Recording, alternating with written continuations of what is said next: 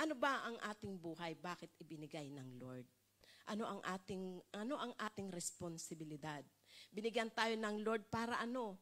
Para purihin siya, para sambahin siya, para paglingkuran siya. Ang nais ng Lord, ialay natin ang ating buhay sapagkat ito lamang mayroon tayo na maaari nating ibigay sa ating Panginoon. Alalahanin natin mga kapatid kung paano din inialay ng ating Panginoong Diyos ang kanyang bugtong na anak upang tayo ay magkaroon ng buhay na walang hanggan. Nang dahil sa buhay ng ating Panginoon, natubos yung ating mga kasalanan.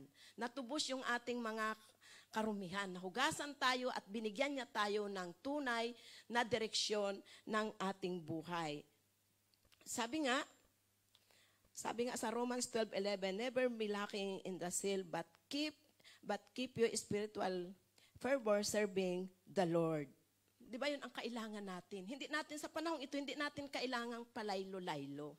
Hindi natin kailangan kung kailan lang natin gusto at kung kailangan lang natin gagawin.